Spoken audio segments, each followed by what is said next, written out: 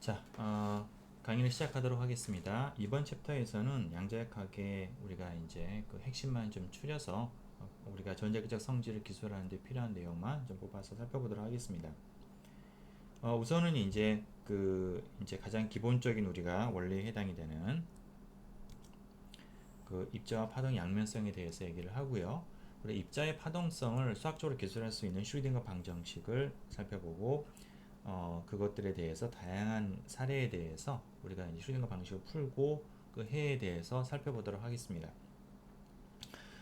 이제 그리고 이제 마지막으로 여러분들 그 이제 좀 관심 있거나 아니면 좀 더 깊게 알고 싶은 학생들을 위해서 양자역학의 수학적 기초에 대해서 한번 좀 간단하게 좀 서머리를 했으니까 이 챕터는 여러분들이 이제 그냥 보너스처럼 그러니까 여러분들 뭐 시험 범위는 안 들어갑니다. 한번 살펴보시기 바랍니다. 자, 우리가 이제 그 고전역학에서는 두 가지 우리가 크게 어떤 오브젝트가 있죠. 하나는 이제 입자라는 것과 파동이라는 게 있습니다. 여러분들 이제 일반 물리로 얘기를 하면은 일반 물리에서 우리 여러분들 앞쪽에서 배우는 게 뉴턴 역학은 이제 입자에 대해서 배우는 거예요. 위치와 속도와 운동량, 힘이라는 게 있고 그것에 의해서 이제 입자가 공간에 따라서 어떻게 움직이는지를 푸는 게 바로 뉴턴 역학의 핵심이 되겠죠. 자, 반면에 우리 여러분들 그 이제 뒤쪽 부분에 가면은 전자기파를 배웁니다. 전자기가 배웁니다. 그는 완전히 다 파동이에요. 완전히 다른 터미널로지를 가지고 있죠. 거기에서는 우리가 이제 페이스와 앰플리튜드, 그러니까 위상과 그 진폭을 가지고 기술을 하고요. 파동만의 어떤 고유한 특성, 중첩이 가능하다, 간섭 현상을 보인다, 굴절을 한다 이런 것들 입자와는 대비되는 그런 특성들을 우리가 이제 가지고서 파동의 특성을 우리가 이제 기술을 하게 됩니다. 자, 그러니 이제 우리가 파동의 기본적인 양에 대해서 한번 좀 살펴보도록 할게요. 자, 우리가 이제 그 여기 보시는 거는 이제 사인파입니다, 여러분들. 물론 일반적인 파가 사인파로만 되어 있지는 않은데요. 여러분들 공학 수학에서 배웠던 것처럼 그걸 갖다가 우리가 일반적인 파는 사인이나 코사인에 우리가 그 중첩으로 표현할 수가 있죠. 그걸 우리가 이제 후리의 변환이라고 얘기를 하는데요. 그 후리의 변환에 의해서 이제 사인이나 코사인들을 우리가 해서 임의의 파를 만들어낼 수가 있기 때문에 아주 뭐 특수한 형태는 아니게 되겠습니다. 자, 그래서 우리 여러분들 실 같은 걸 갖다 진동을 시켜서 이렇게 쭉 전파리가 나오고 있다라고 하면 그걸 잘 흔들게 되면은 이런 우리 사인파가 만들어지게 되는데 여기에서 이제 어떤 시간을 고정을 하고서 우리가 딱 보면은 이런 형태의 우리가 진동을 이루고 있다. 그래서 A sin KX라는 형태를 우리가 가지고 있고요. 여기에서 A라는 거가 바로 이제 진폭에 해당이 되는 거겠고 여기에서 이제 공간적으로 한 번 진동하는 그 길이를 우리가 이제 파장, 웨이블랭스라고 얘기를 합니다. 이거는 이제 안에 있는 kx가 0에서부터 2파이까지 변하는 그 길이를 갖다 구하면 되니까 간단하게 이제 k분의 2파이가 되겠어요. 이게 이제 파장이라고 하고요. 자, 여기에서 그리고 이제 파수라는 개념이 또 나옵니다. 자, 파수라는 거, 웨이브 넘버라고 하는 거는 내가 단위 길이당 몇 개의 파가 들어가 있냐, 그 파의 개수를 얘기를 하는 거예요. 그럼 만약 내가 여기서 파장이 0.2m였다라고 하면은 1m에는 5개가 들어가 있겠죠? 그죠? 그래서 그게 바로 이제 파수가 되는 겁니다. 그래서 그 정의를 그대로 따르게 되면은 실은 파장의 역수만 취하게 되면은 내가 이제 그 단위 길에 들어가 있는 파의 개수가 나오게 되는 거예요. 자, 근데 이제 원오버 람다를 그 정의로 쓰는 거는 실은 이제 분광학에서는 그렇게 쓰는데 일반적으로는 거기에다가 이 파이를 곱한 그러니까 360도를 곱한 라디안각을 곱한 그거를 우리가 이제 웨이브 넘버로 정의를 합니다. 그래서 K는 일반적으로는 람다분의 2파이라고 생각하시면 되겠어요. 자, 그리고 이게 이제 그런 파가 우리가 시간대 쭉 보게 되면은 그 동일한 모양이 쭉 공간적으로 이렇게 일정하게 진행을 하게 되죠. 자, 그래서 우리가 시간 t가 이제 양의 시간에서 보게 되면은 파가 이제 오른쪽으로 진행을 했다라고 하면은 여기에서 우리가 이제 이런 식으로 kx-오메가 t로 우리가 이제 이 사인 안에 있는 부분이 바뀌게 됩니다. 그래서 이거는 뭘 나타내냐면은 이제 k를 밖으로 꺼내게 되면은 x-k분의 오메가 t니까 이게 이제 시간 t에 비례해서 k분의 오메가 t만큼 쭉 진행하고 있는 걸 갖다가 우리가 이제 보여주고 있는 것이죠. 그죠? 자, 여기에서 이제 제가 이제 그 사인파에서 이 안에 들어가 있는 이 부분을 갖다 우리가 이제 위상 혹은 페이스라고 얘기를 합니다. 그러니까 이거는 이게 우리가 이제 어떤 특정한 위치나 시간에 대해서 이게 전체적인 사인 어떤 우리가 쭉 한번 사이클에서 어느 위치에 있느냐를 나타내는 게 되겠어요. 마치 여러분 우리가 이제 문 페이스라는 말이 있는데 그 초승달에서 보름달에서 어느 현재 단계에 있느냐 갖다 우리가 문 페이스라고 얘기를 하거든요. 마찬가지로 여기에서도 그 한번 오르락 내리락 하는 그 진동에서 어느 위치에 있느냐라는 거니까 바로 그게 우리가 이제 페이스 위상이라는 게 되겠어요. 자, 그래서 이제 그렇다 우리가 이제 위상을 갖다가 정의를 했고요. 이게 이제 우리가 그 공간 어떠한 특정한 점을 갖다 고정을 하고서 내가 쭉 시간에 따라서 모니터링을 하게 되면 이게 위아래로 왔다 갔다 하게 되겠죠. 그죠? 그래서 위아래로 왔다 갔다 하는 그 한 번 그 주기를 우리가 이제 말 그대로 주기, 피리어드 t라고 얘기를 하고요. 그거는 이제 우리가 x를 고정했을 때 뒤쪽에 있는 마이너스 오메가 t가 0에서 붙어서 2파이까지 변하는 그 시간이니까 그냥 오메가분의 2파이가 되겠어요. 그죠? 이게 바로 이제 주기가 되겠습니다.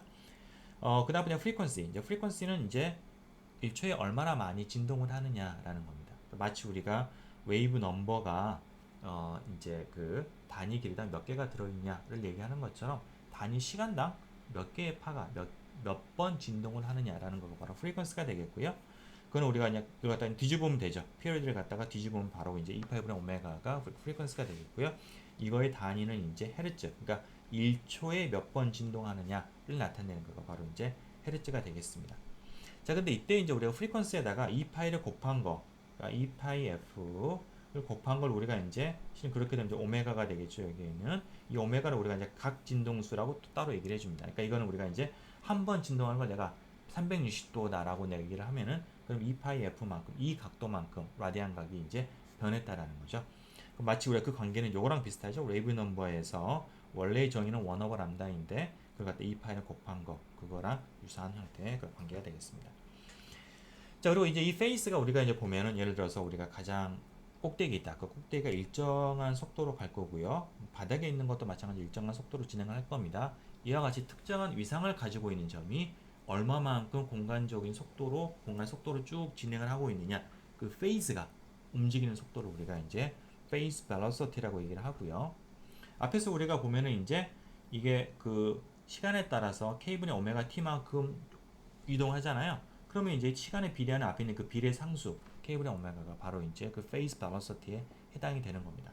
이게 자, 우리 좀 더 수학적으로 표현을 구해볼 수도 있어요. 뭐냐면은 kx 오메가 t가 이제 일정한 위상 파이 제로를 가지고 있으니까 양쪽을 내가 이제 그 디퍼런셜을 취하게 되면은 그러면 파이 제로는 이제 상수니까 0이 되고요.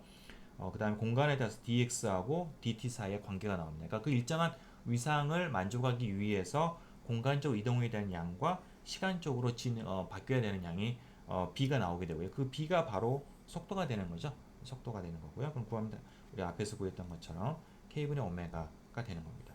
자, 그래서 우리가 그 다음에 여기서 우리가 앞에서 구했던 오메가와 프리퀀시 사이의 관계 그리고 이 웨이브랭스와 그 다음에 이 웨이브 넘버 사이의 관계 그거를 이용을 해가지고 우리가 이제 오메가하고 k를 f하고 람다로 변화해 보게 되면은 그냥 simply frequency 곱하기 웨이브랭스가 돼요. 요거는 우리가 또 쉽게 이해할 수가 있는 게 뭐냐면은 frequency라는 거는 1초에 몇 번 진동이느냐라는 거고요. 웨이브랭스는 한 번 진동이 얼마만큼 진행이냐는 거죠. 두 개를 곱하게 되면 1초에 얼마만큼 진행했느냐가 나오는 거죠. 그래서 simply frequency 곱하기 wavelength가 되는 거를 우리가 이해할 수가 있습니다. 자, 그래서 이런 식으로 우리가 이제 그 입자와 파동의 이제 우리가 특성을 이제 기술하게 되는데 고전 역학에서 두 개 딱 분리됐다고 우리 생각했단 말이죠. 그랬던 거가 20세기 현대 물리학에서는 두 개가 완전히 분리될 수가 없고 우리가 파동이라고만 생각했던 거가 입자적인 특성이 있고요. 입자라고만 생각했던 거가 파동의 특성이 나타나게 된다라는 걸 갖다가 발견한 게 바로 이제 20세기 물리학에서 가장 위대한 발견이 되겠습니다. 위대한 발견 중 하나가 되겠습니다. 자, 첫 번째 이제 파동이 입자의 특성을 가질 수 있다라는 거는 이제 플랑크가 흑체 복사의 연구를 통해서 이제 얻었고요. 이제 플랑크가 했던 거는 뭐냐면은 빛에서 그러니까 그 어떤 그 일정한 온도를 가지고 있는 물체, 그 블랙바디에서 나오는 그 빛의 스펙트럼 분석을 하는데 여기는 나오는 빛이라고 하는 거는 이제 일렉트로매그네틱 웨이브잖아요. 전기장과 자기장으로 되어 있는. 그러니까 이게 웨이브라는 말이죠, 이게. 그럼 이 순수하게 웨이브라고만 생각을 하고서 그걸 쭉 기술을 해봤더니 이 이론하고 안 맞다라는 거예요. 이게 실험하고 안 맞다라는 거예요.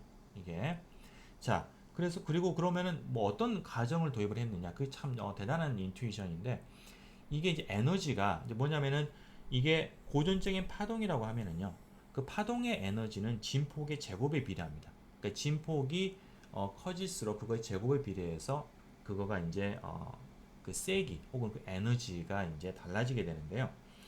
이 진폭이라고 하는 양은 A라고 하는 거, 진폭이라고 하는 거는 실수죠. 실수니까 연속적으로 변할 수가 있는 거예요. 그러니까 그렇다는 얘기는 어떤 웨이브의 에너지는 연속적으로 변할 수가 있다. 내가 좀 세게 흔들어주면, 좀 세게 흔들어주게 되면은 그거에 비례해서 내가 얼마든지 세세하게 그걸 연속적으로 에너지를 변화시킬 수 있다라는 거가 이제 기본적인 상식이란 말이죠, 웨이브에서.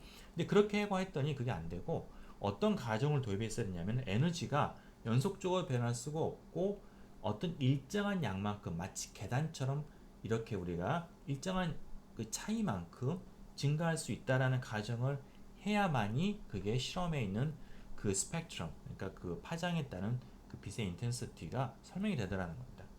그러면 그게 얼마만큼 이렇게 우리가 이렇게 양자화되어 있다라고 얘기를 하는 거죠. 값이 양으로 이렇게 띄엄띄엄 나눠져 있다, 양자화되어 있다, 퀀타이즈 되어 있다라고 얘기를 하는 건데요. 그렇게 양자화 얼마만큼 양자화가 되어 있느냐 봤더니 그게 이제 그 프리퀀시를 앵귤러 프리퀀시를 갖다가 오메가라고 하면은요. 그러면은 여기에서 그 에너지 양자화된 양은 하바 곱하기 오메가다. 그러니까 빛이 이제 어떤 앵귤러 프리퀀시, 어떤 프리퀀시 가지고 있냐에 따라서 다르게 양자화가 되는 건데요. 하바 곱하기 오메가만큼 양자되다. 그래서 하바는 뭐냐면은 이제 H라는 게 이제 하라는 건 독일에서 H를 갖다 우리가 이제 알파벳에서 이제 우리가 H 하라고 얘기를 합니다. 이제 플랑크 콘스탄트라고 말하는 6.616 곱하기 10-34승 줄세크, 엄청나게 작은 양이죠. 자, 그 양에다가 이 파이를 나눈 걸 우리가 하바라고 얘기를 합니다. 그래서 하바에다가 오메가를 곱한 것만큼 양자화되어 있다. 혹은 내가 이제 하바가 2파이분의 오메가, 2파이분의 오메가니까, 그러니까 자 하바 오메가인데 이게 2파이분의 h가 되겠고요. 오메가는 앞에서 우리가 2파이 f라고 했죠. 그러니까 이렇게 나누게 되면은 그냥 simply 플랑크 콘스탄트 곱하기 프리퀀시, 혹은 이제 우리가 프리퀀시를 갖다가 하누라고 얘기하면 누, 그러니까 이건 이제 그리스에서 나오는 그 이제 n에 해당이 되는 건데 누라고도 해서 우리 갖다가 이제 그 하누라고 얘기를 합니다. 다 똑같은 거예요. 요 양만큼 이게 양자화 돼 있더라라는 겁니다. 이게. 자, 그래서 이게 어떻게 에너지가 그래서 이게 분명히 웨이브에 고전적인 웨이브로서 설명이 안 되는 거고요. 이거를 우리가 이제 담보할 수 있는 어떤 거는 뭐냐면은 빛이라고 하는 게 이렇게 연속적인 파가 아니라 이렇게 하나하나 띄엄띄엄 에너지 각각은 하바 오메가를 가지고 있는 어떤 그런 이제 단위 에너지 덩어리, 우리가 일본 포톤, 광자라고 말하는 것들, 그런 것들의 조합으로 되어 있다. 이 하나하나는 마치 알갱이처럼 입자처럼 행동을 한다라는 거예요. 이게 물론 그리고 그거는 입자의 특성만 가지고 있는 게 아니라 또한 파동의 특성, 당연히 간섭 현상을 보이기 때문에 마치 하나하나는 입자이면서 동시에 간섭 현상을 보이는 그런 파동 특성을 양면성을 가지고 있다라는 거죠. 그죠?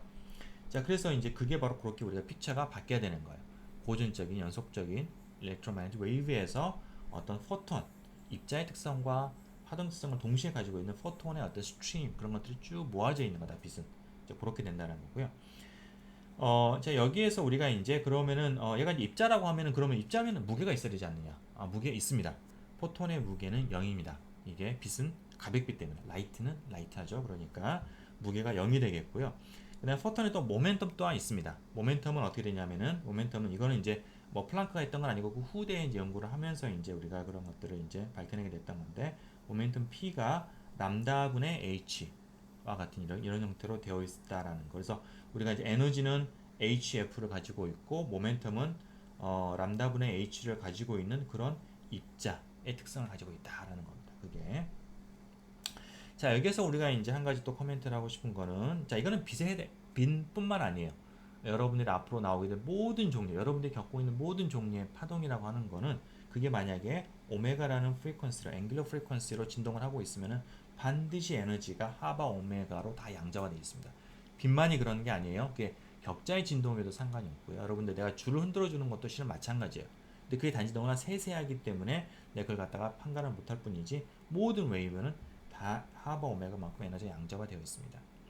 그리고 또 이제 이런 이제 그 플랑크 이런 이제 가설을 갖다 이용을 해가지고 아인슈타인은 또 이제 광전 효과를 설명을 하게 되죠. 자, 이걸 우리가 조금 더 이제 구체적인 수치를 좀 들여다보겠습니다. 자, 예를 들어서 내가 엑스레이다라고 하면은요, 엑스레이는 뭐 파장대가 여러 개가 있지만 그 중에서 뭐 1옹스트롱 정도도 엑스레이에 해당이 되는 겁니다.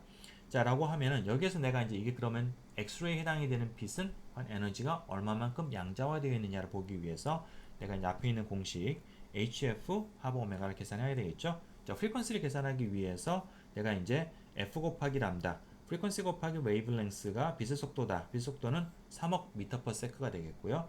요걸 이용을 하면은 단위는 잘 맞춰주셔야 됩니다, 여러분. 1옹스트롱 10에 10승 미터가 되겠고요. 이렇게 뒤집게 되면은 프리퀀시가 3 곱하기 10의 18승 헤르츠. 어마어마한 진동으로 이제 프리퀀시로 가지고 진동을 하고 있죠. 이게 되고요. 그럼 이제 에너지는 내가 이제 H 곱하기 F로 곱하면 플랑크 콘스탄트 곱하기 프리퀀시.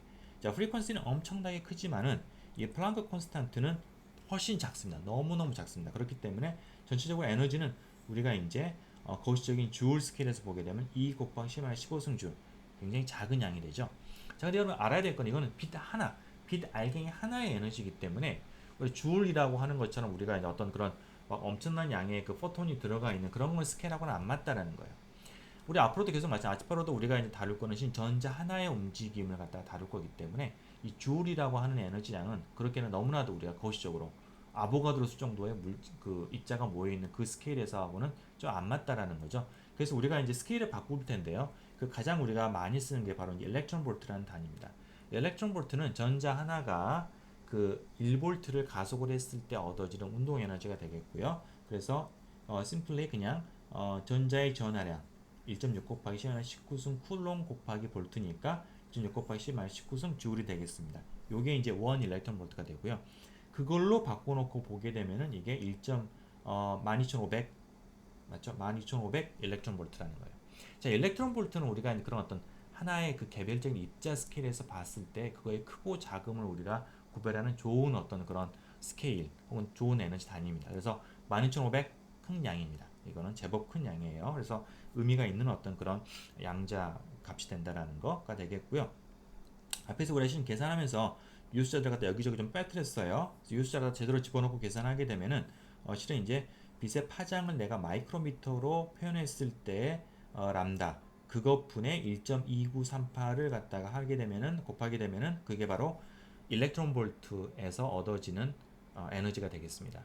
그래서 앞에서 이제 1엉스트롱은 10의 마이너스 4승 마이크로미터가 되겠죠. 그러니까 12,398 일렉트론 볼트입니다. 그거랑 뭐 유수자 범위 내에서 이제 일치하게 되겠습니다. 자, 그다음 조금 더 우리가 웨이블랭스를 늘려보죠. 그래서 이제 블루라이트 파란색 빛 그러면은 470 나노미터가 되겠습니다. 자, 그러면 이거는 이제 마이크로미터로는 0.47 마이크로미터가 되겠고요. 나누게 되면은 2.64 일렉트론 볼트가 됩니다. 꽤 의미 있는 숫자가 되겠습니다.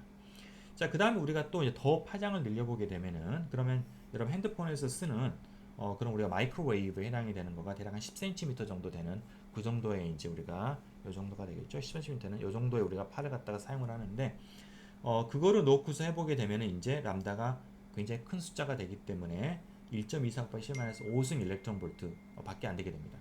그죠? 굉장히 작은 그런 에너지 단위다라는 거가 되겠고요. 그러니까 이게 일렉트론 볼트 단위에서 이렇게 작은 양이다라고 하면은 그러면은 그거는 우리가 거의 의미가 없는 숫자다라고 생각을 할 수가 있고요. 비록 양자화 되어 있을지는 모르지만은 너무너무 촘촘하기 때문에 우리가 느낄 때는 거의 연속적인 값으로 느낀다라는 거예요. 그래서 우리가 이제 이런 이제 우리가 그 모바일폰 이런 걸 연구를 한다. 거기에 들어가는 우리가 전자기파를 연구한다라고 하면은 양자화된 거를 전혀 우리가 신경 쓸 필요가 없습니다. 그래서 신 여러분 전자공학과 다니는 친구가 있으면 물어보면요 양자역학을 거의 배우진 않아요. 핸드폰 이런 거 일렉트로매그네틱 웨이브 설계하는 데서 양자화된 개념 전혀 넣을 필요가 없는 거거든요. 자, 그래서 이제 거의 배우질 않고요. 단지 뭐 최근에는 물론 이제 퀀텀 뭐죠 그 양자 뭐 암호 뭐 이런 것 때문에 배우긴 하는데 이담이고 근데 우리는 이제 재료를 하는 입장에서 우리한테 이제 렐러번트한 것이 이제 가시광선 영역이 되겠고요. 이 영역에서는 우리가 이제 꽤나 의미가 있는 이제 그런 에너지 스케일이 되겠습니다. 자, 이런 우리가 이제 빛이 양자화되어 있다라는 걸 정말 직접적으로 보여주는 그런 실험이 이제 아래 나와 있는데요. 이거는 뭐냐면은 어디 동전에다가 아마 아브라함 링컨이 들어가 있는 1센트인가 10센트인가 하는 그 동전일 텐데 그 동전에다가 이제 엑스레이를 갖다가 쭉 쬐게 되면은요. 이쪽에서 이제 그 두께랄지 이런 거에 따라서 이런 음영이 나오게 됩니다. 근데 엑스레이 갖다가 내가 그 넣을 때 엑스레이 갖다가 내가 앞에다가 필터를 갖다가 쭉 이렇게 세워가지고 빛을 점점 더 약하게 만들 수 있어요. 약하게 만들어서 이게 아주 희미하게 들어오게 내가 센 빛과 약한 빛이 있다라고 하면 약한 엑스레이를 쭉 이렇게 쬐어주는 거죠. 자, 그렇게 했을 때 이미지가 어떻게 나올까를 보면은 만약에 빛이 여전히 계속해서 연속적으로 돼 있다라고 하면 내가 보고 있는 이 이미지가 단지 흐릿해져야 될 거예요. 균일하게. 그렇죠? 근데 빛을 약하게 하면 어떤 일이 생기냐면은 이렇게 마치 전묘파의 그림처럼 점점점점점이 찍힙니다. 이거 하나하나의 점이 뭐냐면 바로 엑스레이의 포톤이에요. 이 포톤이 하나하나 찍히고 그런 점들이 모여서 이게 우리가 이런 패턴을 본다라는 거예요. 완전 전묘파의 그림과 똑같은 거죠. 그러니까 이게 바로 이제 우리가 빛은 양자화되어 있다라는 것을 직접적으로 보여주는 그런 예가 되는 겁니다. 그렇죠? 자, 그런데 우리가 이제 그게 어떤 이 파동이 입자도 마찬가지지만은 이게 우리가 그러면은 이제 양면성을 가지고 있는데 그 양면성을 내가 다 동시에 놓고서 내가 뭐 고려를 해서 이렇게 뭐 이해를 하고 이래야 될 텐데 실은 이제 그렇게 잘 되지는 않고요. 굉장히 동시에 생각하는 건 참 어렵고 실은 많은 경우에는 꼭 그게 필요하지는 않습니다. 그게 뭐냐면은 내가 이제 상황에 따라서 내가 이제 입자적인 특성을 내가 가지고서 내가 기술을 해도 그러니까 입자적이 아니라 파동적인 특성만을 가지고 기술을 해도 전혀 문제가 없는 이제 그런 상황들이 있고요. 반면에 어떤 경우에는 내가 얘는 입자다라고만 생각을 해서 그냥 기술을 하고 파동 특성을 잊어버려도 되는 그런 상황들이 있습니다. 자, 그런 상황을 우리가 어떻게 이제 우리가 판결을 할 것이냐? 거기에는 크게 두 가지 기준이 있어요.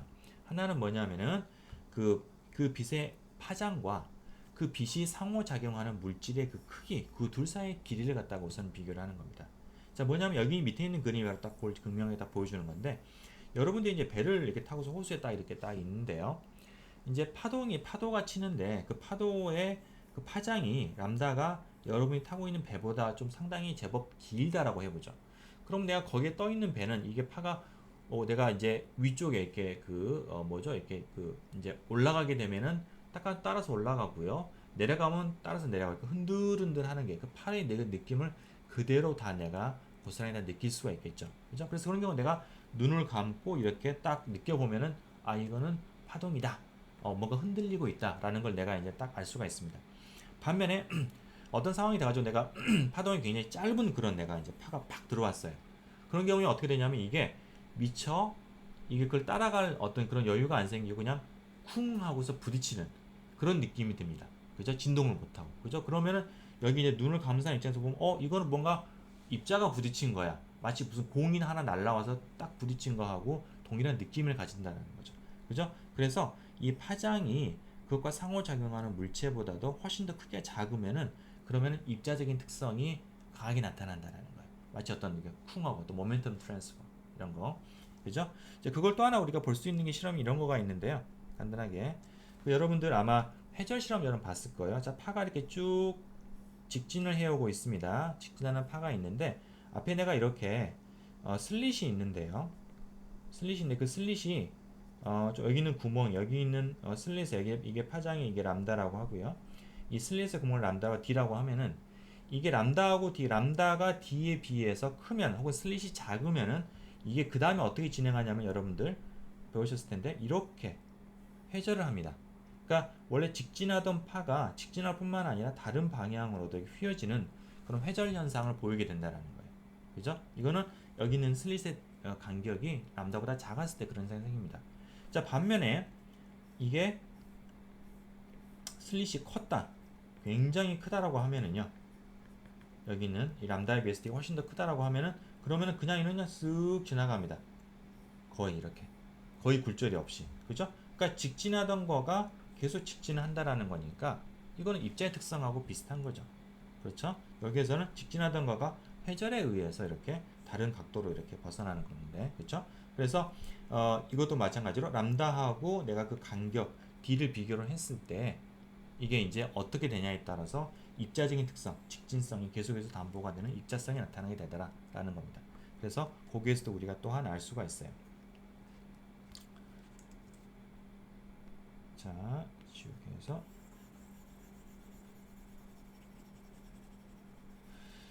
자, 두 번째 또 다른 우리가 이제 어떤 기준이 있는데요. 그러니까 이게 둘 중에서 이제 우리가 뭐 한 가지만 넣고 생각을 해도 한 가지 보통은 이제 한 가지만 우리가 이제 따질 수 있는 경우가 많은데 다른 거 하나는 뭐냐면은 이 에너지 스케일입니다. 뭐냐면은 내가 그걸 양자화돼 있다고 하니까 그 양자화된 그 에너지의 값이 크게 있을 거잖아요. 자, 그게 크면은 에너지 스케일이 크면은 내가 입자적인 특성이 강하게 나타나게 되고요.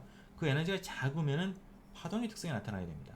자, 그거는 우리가 뭐 어떻게 보면 상식적인 거죠. 그러니까 앞에서 우리가 봤던 것처럼 이제 마이크로웨이브 같으면은 훨씬 에너지가 양자화된 에너지 작기 때문에 너무나 작기 때문에 우리가 거의 연속적인 에너지를 우리가 느낄 수가 있다라는 걸. 그래서 그게 작으면은 또한 그거는 이제 웨이브 라이크하게 우리가 취급을 해도 됩니다. 자, 그러니까 이렇게 우리가 이제 두 개를 이렇게 따로 하는 이유가 뭐냐면은 그러니까 우리가 입자와 파동의 양면성을 두 개를 동시에 고려하면서 현상을 이해한다라는 거는 마치 뭐하고 똑같은 거냐면은 우리가 3차원에 살고 있는데 공간적인 4차원을 우리가 상상하는 거하고 똑같은 거예요. 그러니까 우리한테 상식이라는 거, 우리가 경험적으로 알고 있는 거는 입자의 특성과 파동의 특성은 극명히 나눠져 있습니다. 우리가 눈에 보면서 경험적으로 우리는 머릿속으로 알고 있습니다. 우리 뇌가 인지를 하고 있는 겁니다. 근데 두 개를 동시에 한다라는 거는 우리가 3차원, 4차원 상상을 못하는 것처럼 상상을 못하는 거예요. 그래서 우리가 보다도 우리가 좀 잘 접근할 수 있는 건 뭐냐면은 마치 내가 4차원을 갖다가 3차원으로 이런 방향으로 3차원 프로젝션을 해보고 저런 방향으로 3차원 프로젝션을 해보고서 3차원으로 내가 그 4차원을 갖다가 가늠해 볼 수 있듯이 마찬가지로 내가 양면성 중에 하나의 내 특성만을 가지고서 가급적이면 하나의 특성만으로 내가 기술을 해서 이해를 하고 좀 어려우면 두 개를 동시에 한번 고려해보고 이렇게 해야 되는 겁니다. 그래서 이제 그런 점에서 우리가 자꾸 이제 이걸 웨이브냐 파티클이냐 우리가 이제 이렇게 한번 그 갖다 우리가 이제 그 가늠을 해보는 거고요. 그래서 우리 빛으로 얘기를 하게 되면은 아까 했던 마이크로웨이브 같은 경우에는 파장도 길고요. 파장이 기니까 많은 경우에 이런 경우가 해당이 될 가능성이 크고 또한 에너지 스케일도 작아서 우리가 이제 웨이브 라이크하게 나타나게 되는 거고요. 반면에 엑스레이나 감마레이 같으면은 에너지 스케일도 크고 파장도 짧기 때문에 많은 경우는 입자처럼 우리가 작용을 하는 겁니다. 단 엑스레이 같은 경우에는요. 거기에 지금 우리가 이제 이롱스트롱 정도의 그 파장이잖아요. 그럼 그거하고 상호작용을 할 만한 거가 있어요. 뭐냐면은 결정. 크리스탈 같은 경우에는 원자들이 규칙적으로 엉스트롱 단위로 배열되어 있죠. 그죠? 그러니까 그런 규칙적인 엉스트롱 단위 배열에 엑스레이가 들어가게 되면은 거기서는 이제 우리가 파동의 특성이 나타나게 되고요. 그게 바로 여러분들이 결정학에서 배웠던 어떤 건 디프랙션 패턴 그게 이제 나오게 되는 겁니다. 그렇죠? 그러나 우리가 이제 무슨 뭐 뼈를 찢는다 뭐 이렇게 되면은 그때는 우리가 보는 거는 입자적인 특성을 보게 되는 거죠. 그냥 들어가서 뚫고 나오는 특성을 갖다 우리가 보는 거니까 입자적인 특성을 갖다 보는 겁니다. 자, 그래서 그렇고요. 근데 우리가 이제 그 어려운 거는 뭐냐면은 우리가 재료공학에서 다루는 건 비저블 쪽인데 비저블은 실은 우리가 웨이브 뭐 아니면 도가 아니라 실은 포톤이라는 두 개를 동시에 놓고서 우리가 이제 고려를 해야 된다라는 상당히 어려운 우리가 그런 상황이 되겠습니다. 자, 좋습니다. 자, 반면에 이제 두 번째로 이제 우리가 또한 그 역으로 입자라고만 생각했던 것들이 파동의 특성을 가지고 있다라는 것도 그 다음에 이제 발견이 됐고요. 그거는 실은 이론적으로 처음에 드브로이라는 사람이 제안을 했습니다. 그러니까 앞에서 플랑크는 이제 실험을 통해서 파동이 입자 특성을 가지고 있다라는 걸 우리가 이제 추론을 했는데 드브로이는 그래 그러면 얘도 이렇게 될 거야라고서 이제 제안을 한 거죠 이론적으로. 자, 그래서 이제 그러면은 그 어떻게 될 것이냐? 우리가 이제 파동의 특성에서 중요한 거는 파장이거든요. 근데 우리가 그러면은 입자에서는 우리가 모멘텀, 입자 특성에서는 모멘텀이 나오는 거니까 이 모멘텀하고 파동 사이가 이런 관계가 되어 있다. 람다는 P분의 H로 되어 있다. 그리고 이제 이게 아주 빛의 속도만큼 빠르지 않으면은 웬만하면은 이제 모멘텀은 이제 우리가 mv가 되는 거니까 mv분의 h가 된다라는 거예요. 이걸 우리가 이제 드브로이 관계식이다라고 얘기를 하고 여기는 람다를 우리가 이제 드브로이 웨이브랭스라고 얘기를 합니다. 그러니까 내가 모멘텀 p를 가지고 있는 입자는 분명히 파동의 특성을 보일 수가 있는데 그때 파동의 특성을 나타내는 그 람다 웨이브랭스는 이렇게 주어진다는 거예요. 자, 여기 람다분의 p분의 h는요. 우리 여러분 좀 약간 좀 예리한 학생은 약간 뭔가 본 것 같은데라고 생각할지 모르는데 여기 이미 나왔어요. 지금 포톤에서는 이제 역으로 이제 파동이니까 웨이브랭스가 주어져 있죠. 그러면 람다분의 h가 실은 모멘텀 p였는데요. 그거를 뒤집으면 바로 뭐가 나오냐면은 람다는 p분의 h가 나와요.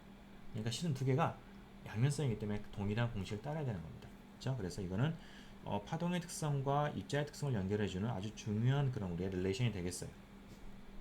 자, 이론적으로 제안이 된 다음에 그 다음 실험적으로 이제 톰슨하고 데이비슨 거머가 독립적으로 실험적으로 그걸 컨펌을 했습니다.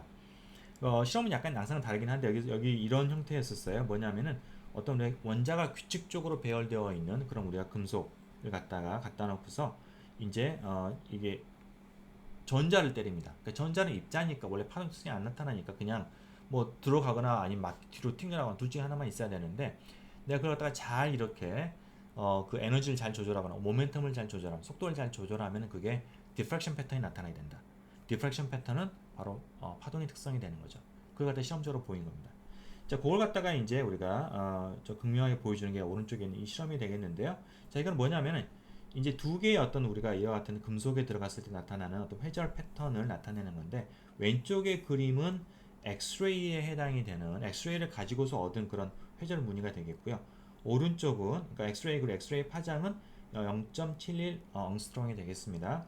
오른쪽은 이제 600 일렉트론 볼트로 가속을 시킨 전자에 의해서 나온 그 패턴을 갖다가 스크린에 맺힌 그 패턴을 갖다 한 건데 600일렉트론 볼트면은 계산해 보면 아마 정확하게 요 파장에 해당이 될 거예요. 그러니까 600일렉트론 해당이 되는 우리가 이제 그 좀 번거롭긴 하겠지만 602B에 해당이 되는 이제 속도를 구하고요. 전자의 질량과 이런 2분의 1 MV 제곱이니까 속도를 구하고 그걸 가지고서 이제 요걸 가지고서 계산하면 람다가 나옵니다.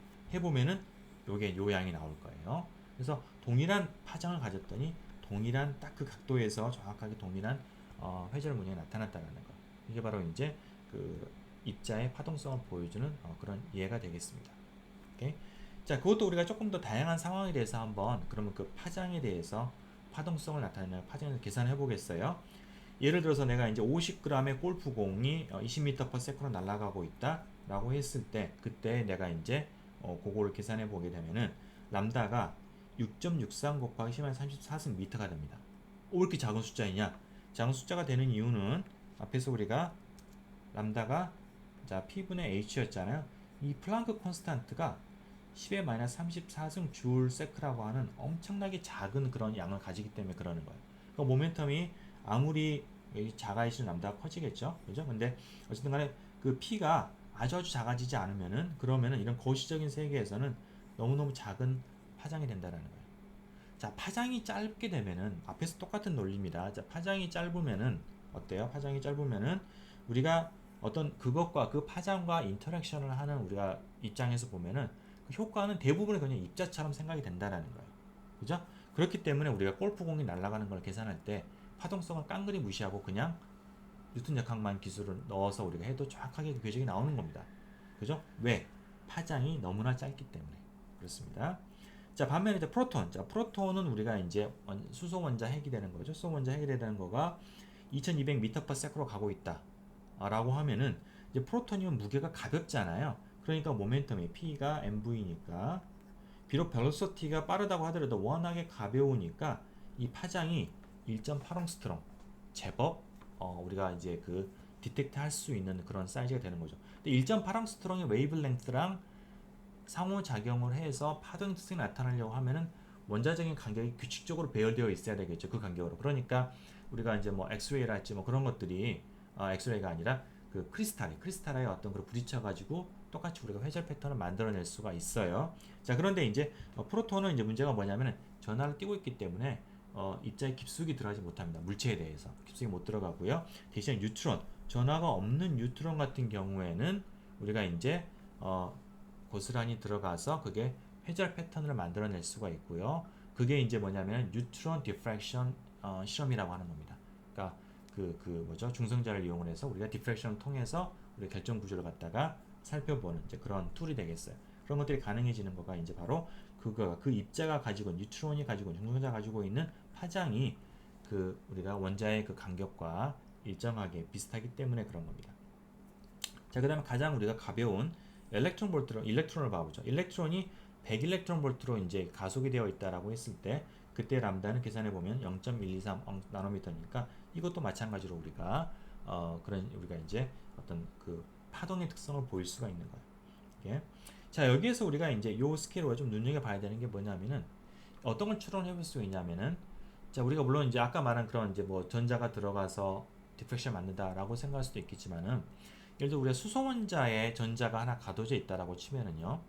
그러면 그 수소 원자의 그 사이즈는 대략 한 엉스트롱 단위잖아요. 그러면 엉스트롱 단위에서 어떤 상호작용을 하고 있는 것. 그런데 전자는 파동이 파장이 그거랑 비슷할 수가 있기 때문에 다시 말하면 우리가 전자가 수소 원자에 속박되어 있는 전자의 경우에는 파동성이 나타난다는 겁니다. 그러니까 그걸 우리 입자적인 특성으로만 기술하게 되면은 설명이 안 되는 거예요. 그래서 우리가 수소의 원자 스펙트럼을 갖다가 연구하는 데서 또한 우리가 이제 어떤 그런 양자역학이 나올 수 있었던 그 또 다른 이유가 되겠습니다. 자, 그러면 이것으로 이제 우리가 그 이번 서브섹션을 다 살펴보고 마치도록 하겠습니다. 자, 우리가 이제 앞에서 그 물질이 그 입자라고 생각했던 거가 파동의 특성을 나타낼 수 있다라고 얘기를 했었고요. 이제 그걸 우리가 이제 통칭해서 물질파라고 얘기를 합니다. 그러니까 입자인데 파동의 특성을 나타내는 거 물질파라고 얘기를 하고요.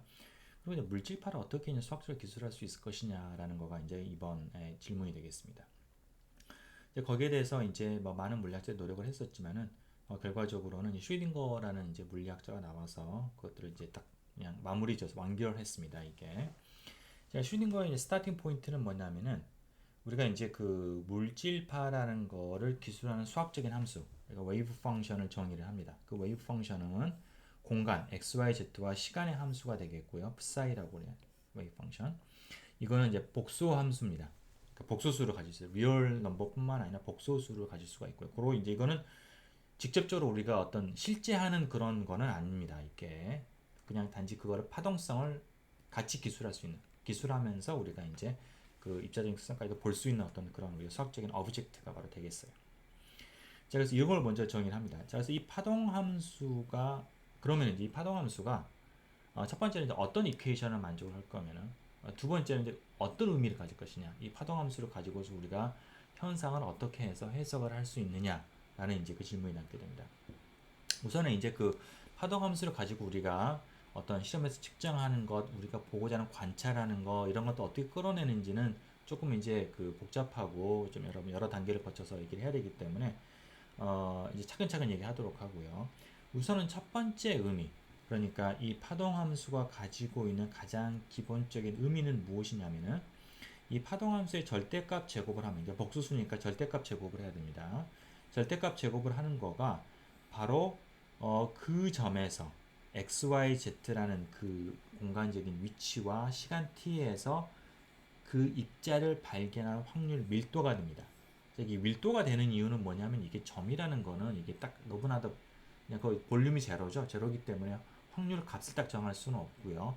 그게 밀도가 있어서 그 밀도에다가 그 조그만한 볼륨을 곱하면은 그게 그 점에서 그 입자를 발견할 확률이 되는 겁니다. 그러니까 우리가 그 예를 들어서 x, y, z라는 어떤 그런 위치에 이제 이런 식으로 dx 이쪽이 dy 이쪽이 dz인 어떤 작은 우리가 어떤 볼륨을 생각을 하면은 이 볼륨 dx, dy, dz 이 볼륨 이 세 개를 곱한 거가 바로 이 작은 큐브의 볼륨이 되겠죠.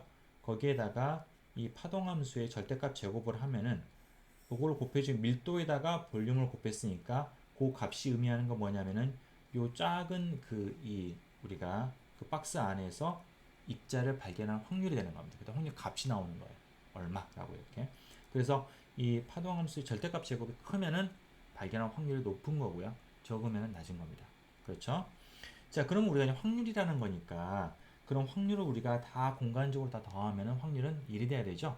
그래서 절대값 제곱에다가 그 우리가 볼륨을 갖다가 작은 우리가 그 볼륨을 갖다 곱하고 그거를 모든 공간에서 다 적분을 하게 되면은 그건 확률 1 다 적분하는 거니까 값이 1이 나와야 됩니다. 입자가 하나니까. 그죠?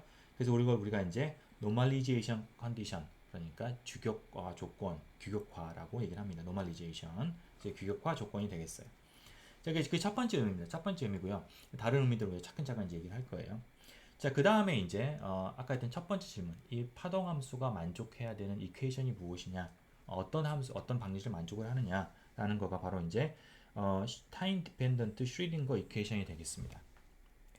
이게 자 그래서 그렇게 되고요. 이거는 그냥 이렇게 된다라고 한 거고요. 어떻게 나오게 되는 그 경로 그 어떤 그 과정은 여러분들 크게 어차피 이거는 뭐 어떤 논리적인 흐름을 따라서 이 사람이 유도하긴 하긴 했지만 결론적으로는 그냥 액시오매틱하게 이걸 만족을 한다라고 딱 그냥 제안한 거나 다름이 없기 때문에 그냥 받아들이시면 되겠어요, 여러분들이. 자, 이건 기본적으로 편미분 방정식입니다. 자, 좌변은 뭐냐면 I 하바, I는 복소수예요. 하바는 플랑크 컨스탄트 나누기 2파이 오버 2파이가 되겠고, 이거는 이제 파동함수를 t에 대해서 편미분 한 거가 좌변이 되겠고요. 자, 우변은 마이너스 2n분의 하바의 제곱, 자, m이라는 거는 당연히 그 입자의 무게가 될 거고요. 이건 라플라시안입니다. 라플라시안은 여러분 이렇게 아시는 것처럼 각 방향의 편미분을 두 번씩 한 거를 더한 거가 되겠어요. 그립니다. 거기에다가 그걸 파동함수에다가 그걸 편미 두 번 한 거가 되겠고, 더하기 그 다음에 그 위치에서의 포텐셜 곱하기 다시 파동함수, 이와 같은 편미분 방정식이 되게 됩니다. 이걸 만족을 해야 된다는 거예요. psi xyzt라고 하는 건 이게. 자, 여기에서 우리가 뒤에서 차츰 얘기를 하겠지만은 이 앞쪽 항이 의미하는 거는 뭐냐면은 그 입자가 가지고 있는 운동 에너지에 해당이 되는 겁니다. 이게. 그래서 두 번 미분한 거니까 그걸 공률이 되겠죠. 이 파동함수가 한 번 미분한 건 기울기고요. 두 번 미분한 거는 우리가 이제 얼마나 이게 빠르게 이렇게 변하느냐라는 거. 그러니까 속도가 아니라 기울기가 아니라 이 얼마나 이게 꼬불꼬불하느냐라는 겁니다. 그 꼬불꼬불한 정도에 비례해서 운동 에너지가 해당이 되는 거고요.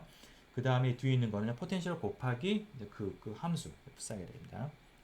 자, 그래서 요 이퀘이션을 우리가 이제 만족을 해야 된다. 만족하는 거가 바로 매트 웨이브가 되는 거고, 그걸 만족하지 않으면은 그거는 매트 웨이브가 아니다. 그러니까 물질파가 아니다라는 얘기가 되겠어요. 오케이. 자, 그리고 여기에서 우리가 이제 용어를 갖다 좀 얘기를 하면은 여기에서 이제 이 운동 에너지 텀하고 포텐셜을 더한 거, 이 두 개를 더한 거, 이걸 우리가 이제 오퍼레이터라고 얘기를 하는데, 여기다가 그냥 우리 우변에다가 이제 우리가 여기에다 그냥 파동함수를 바로 작용을 시키면은, 그러면은 이제 바로 곱해져 가지고 위와 같은 이런 항들이 나오게 되죠. 그러니까 우리가 이제 이런 우리 오퍼레이터라고 얘기를 하는데, 이 두 개를 합친 거를 우리가 해밀토니안이라고 얘기를 합니다. 실은 전체 에너지라는 뜻이 되겠어요. 운동 에너지 더하기 포텐셜 에너지가 되는 거니까. 그래서 해밀토니안이다 해서 우리가 H라는 그런 말을 쓰고요. 그래서 우리가 이제 일단 타임 디펜던트, 시간에 의존하는 슈딩거 방정식을 다시 한번 해밀토니안을 써가지고 표현을 해보면은 I 하바의 시간에 대한 편미분은 우변의 H 곱하기 F사이가 되겠습니다. 자, 이게 되겠어요. 자, 그래서 이 이퀘이션을 만족을 한다라는 거고요. 거기에다가 근데 파동함수가 만족해야 될 수학적인 조건이 좀 몇 가지가 있습니다. 자, 우선은 뭐냐면은 함수니까 당연히 싱글 밸류여야 된다. 그래서 지금 시간 t가 없는데 시간 t를 넣어도 뭐 마찬가지가 되겠습니다. 이게 있으니까 한 점에서 두 개의 값이 여러 개 값이 나오면 안 된다라는 거고요. 그래서 이제 이런 거는 안 된다라는 거가 되겠어요. 이거는 안 된다라는 거고요. 그 다음 두 번째는 파동함수는 연속적이어야 된다라는 거예요. 이렇게 띄엄하고 이렇게 떨어져 있으면 안 된다. 실은 이제 이거는 수학적으로 보게 되면은 앞에서 했던 이게 지금 두 번 미분하는 거기 때문에 연속이어야지 미분이 가능하겠죠. 그렇죠? 그래서 뭐 그렇게 생각할 수도 있습니다. 이게 연속이어야 된다. 이러면 안 된다라는 거. 안 된다라는 거고. 세 번째는 미분값 한 거, 한 번 미분한 것 또한 연속이어야 된다라는 거예요. 이게 이런 식으로 그러니까 파동함수가 이제 요것도 뭐 안 된다는 얘기인 건데, 그러니까 파동함수 이거 보면 기울기가 여기에서 이쪽에서 이쪽으로 이렇게 미분값이 불연속이잖아요. 이런 것들도 안 된다라는 거예요. 실은 요것도 마찬가지로 이거 파동함수를 우리가 이제 두 번 미분한 거, 이게 미분이 들어가기 때문에 이게 미분해서 불연속이면 이게 미분해서 발산하게 되겠죠. 그러니까 그거는 혼납이 안 되는데, 단 우리가 이제 어떤 이상적인 어떤 뭐 그런 상황에서 포텐셜이 어떤 점에서 우리가 발산하게 할 수 있어요. 무한대로 우리가 그냥 굉장히 값이 크면은 그럼 우리가 이걸 갖다가 무한대라고 놓을 수도 있는데요.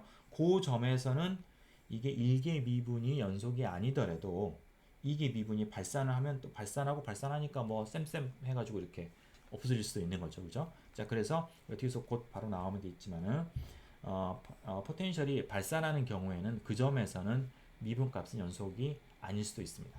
이렇게. 그러나 함수 값은 항상 모든 점에서 연속이어야 돼요. 그죠? 그래서 그런 우리가 수학적인 조건이 있는 거고요.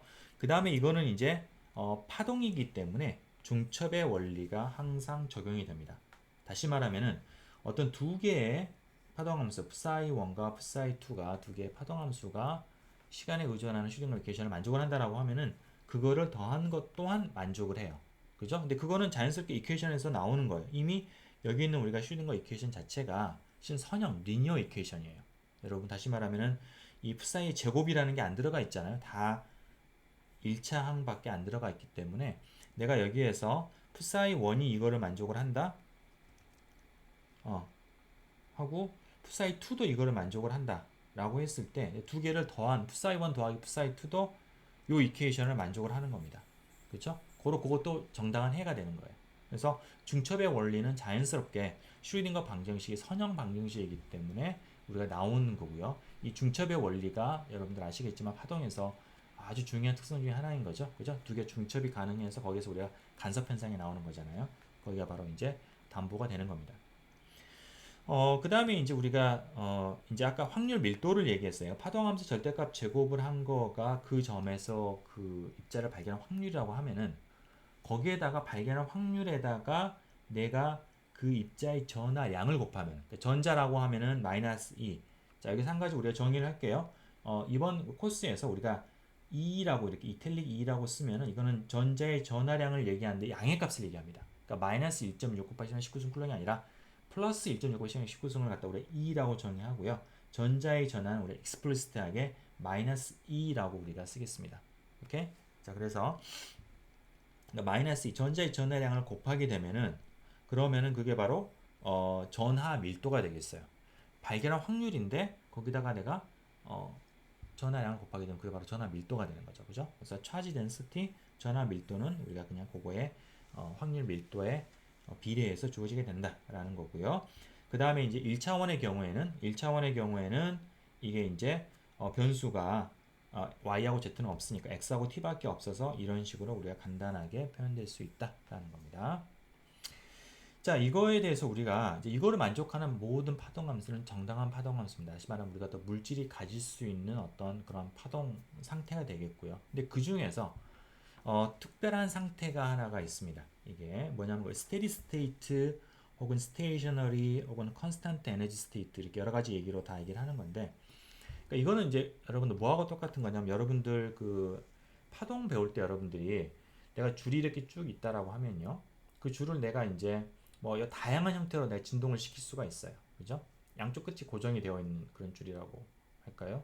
막 고정이 뭐 안 돼 있어 막 흔들흔들 한다고 칩시다. 그럼 내가 온갖 종류의 팔을 만들어낼 수 있는 다 가능한 거죠. 가능한 건데 그 중에서 내가 적당하게 잘 프리퀀시를 맞춰주게 되면은 얘가 이렇게 위아래로 이렇게 붕붕 하고서 이렇게 내가 겉으로 보면은 마치 안 움직이는 것처럼 그러니까 이게 우리가 고정해 놓고 보면은 이렇게 위아래로 이렇게 붕붕 이렇게 움직이면서 가만히 놓고 보면은 이렇게 두 개가 일정한 모양을 유지하는 것처럼 혹은 이런 것도 있겠고 뭐 이런 것도 있겠고요. 이게 이런 식으로 두 개가 막 왔다 갔다 하면서 이렇게 되는 것도 있겠고 이런 식의 파를 여러분들이 정상파라고 얘기를 했을 겁니다. 그죠? 그 바로 정상파에 해당이 되는 거예요. 그 정상파라는 거가 이 양자역학 슈딩 이퀘이션에서 어떤 의미를 가지냐면은 일정한 에너지를 가지는 상태. 그러니까 다시 말하면 내가 그 입자의 에너지를 측정을 했을 때 그게 딱 하나의 값만 나오게 되는 그런 상태를 우리가 얘기를 하게 됩니다. 그리고 스테디 스테이트, 스테이셔너리 혹은 컨스탄트 에너지 스테이트라는 거고요. 이게 여러분 생각하면 아니 뭐 안 그럴 수도 있지 않느냐 뭐 여러 가지 그 에너지를 아니 그러니까 항상 그런 거가 아니냐라고 할 수도 있지만은 우리가 가능한 입자 상태 중에서는 뭐 여러 가지 에너지가 같이 가질 수 있는 그런 상태도 나올 수가 있습니다. 이게 그래서 일반적으로는 그렇지가 않고요. 특수하게 우리가 어떤 일정한 에너지를 가지는 상태 이제 그런 상태를 우리가 이제 따로 이제 취급하고 어떻게 보면 가장 중요한 거가 되겠어요. 우리 입장에서 왜냐면 우리는 이제 에너지가 어떻게 되느냐 그 시스템에서 그게 가장 중요한 양이기 때문에 자 그래서 그런 우리가 그 에너지를 컨스탄트 에너지를 가지는 상태 자, 이런 상태의 경우에는 그냥 단만 얘기를 하면은 파동함수가 어떤 형태를 가지게 되냐면은 시간하고 공간의 부분이 분리가 되게 돼요. 이런 식으로 여러분들이 혹시 그 공학 수업 2에서 편미분 방식을 풀 때 그 변수 분리법이라는 걸 배웠을 거예요. 그죠? 시간과 공간 부분, 그러니까 어떤 x하고 yz가 있으면 x, yz를 따로따로 곱으로 표현하는 그런 건데 여기에서 바로 그겁니다. 공간과 시간 부분이 변수 분리가 되는 건데요. 그 공간, 시간 부분이 특히 exponential minus i 오메가 t 이런 형태로 딱 표현되는 겁니다. 이게 그러니까 sin 오메가 t 같은 거 아니에요. 반드시 exponential 마이너스 I 오메가 t여야 됩니다. 이게 마이너스도 분지마다 있어야 돼요.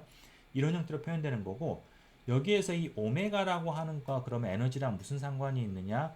바로 이런 상관이 있어요. 에너지는 그 시스템의 전체 에너지, 그러니까 운동 에너지와 위치 에너지 합친 에너지인데 그거는 바로 하바 오메가인 거예요. 그러니까 이거는 마치 우리가 포톤하고 비슷한 어떤 그런 또 아날로지가 있는 거죠. 다 동일한 겁니다. 그래서 에너지가 하바 오메가로 주어진다라고 했을 때 그때 이제 이게 오메가에 해당이 되는 거가 바로 이런 형태로 표현된다라는 거예요. 그래서 이렇게 쓸 수도 있겠고 아니면 에너지로 이렇게 쓸 수도 있겠고요. 그죠? 그래서 요 두 가지 이런 형태로 표현되는 거가 바로 여러 가지 가능한 상태 중에서도 우리가 어떤 컨스탄트 에너지 상태라고 이제 하는 겁니다. 이게 이걸 우리가 스테이셔너리라고 이제 부르는 이유는 뭐냐면 이걸 절대값을 취하게 되면은요. 그러면은 이 부분이 없어지게 되죠. 이 부분이 사라지게 되고 이 요거의 절대값만 남게 되죠. 그죠? 남게 돼서 이거는 시간에 따라서 변하지 않는 시간의 의존성이 없어 사라지는 거잖아요. 그걸 우리가 일정한 형태처럼 보인다라는 겁니다. 그래서 우리 스테이셔너리 스테이트라는 걸 갖다가 이제 얘기를 합니다. 이게 그래서 그렇게 되고요. 자, 그래서 이제 이런 경우에 그럼 요걸 우리가 이런 스테이셔너리 스테이트를 한번 우리가 앞서 했던 이제 그 슈딩거 방정식 시간에 의존하는 일반적인 슈딩거 방정식에다가 이걸 갖다가 넣어서 보게 되면은 여기 있는 좌변이 간단히 계산됩니다. 좌변이 이제 시간에 대한 편미분에다가 I 하바를 곱한 거잖아요. 그럼 시간에 대한 편미분은 뭐였냐면은 exponential 마이너스 I 오메가 t니까 이걸 시간으로 편미분하게 되면은 뭐가 나오냐면 이게 앞으로 튀어나오겠죠? 그죠? 그러니까 마이너스 I에 하바분의 2가 튀어나오고 거기다가 여기는 I 하바를 곱하네요. 그러면은 마이너스 I에서 1이 나오고 하바가 없어지니까 에너지가 됩니다. 여기 있는 좌변은 다시 말하면은 뭐가 되냐면은 2 곱하기 그냥 psi가 되는 거예요. 그렇죠? 그리고 우변에도 마찬가지. 우변에서는 근데 보면은 지금 공간에 대한 미분밖에 없기 때문에 여기에서 이 시간에 대한 텀이 나오는데 그거는 좌변과 우변이 이제 공통적으로 사라지게 되는 거죠. 그렇죠? 약간 노테이션이 약간 좀 그런 얘기죠. 그러니까 무슨 얘기냐면은 여기에서 이제 원래는 이게 이제 우리가 이렇게 써볼 수가 있겠어요. XYZ 여기도 이제 XYZ이고요. 여기도 XYZ이고 시간에 대한 의존성은 양쪽 좌우변에 동일하게 이렇게 들어가는데 요거는 이제 사라지는 겁니다. 사라지니까 그냥 공간에 대한 그런 미분만 여기에 남게 되겠네요. 그죠? 그래서 이제 시간에 대한 그게 없어지고요. 시간에 대한 의존성이 없어지고 오로지 공간에 대한 편미분 방정식만 남게 됩니다. 그죠?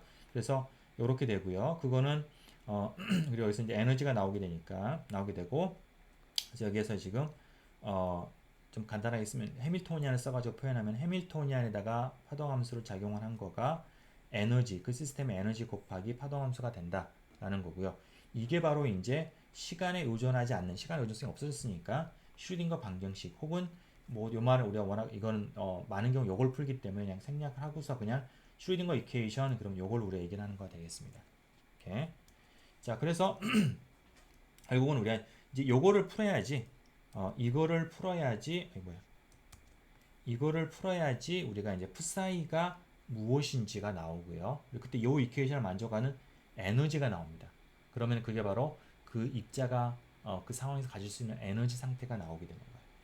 자, 수학적으로 보면 이거는 실은 고유치 문제입니다. 어떤 미분 방정식인데 미분 오퍼레이터를 작용을 해서 그게 자기 자신과 어떤 상수가 나오게 되는 거. 그게 바로 고유치 문제가 되겠고요. 그때 여기서 나오는 이게 이제 이 아이겐밸류, 이걸 갖다가 이제 아이겐밸류라고 하는데, 여기서 우리가 이제 에너지 값이니까 에너지 아이겐밸류, 에너지 고유치라고 얘기를 하고, 이때 이걸 만족하는 파동함수를 우리가 이제 에너지 아이겐 스테이트라고 이제 얘기를 합니다.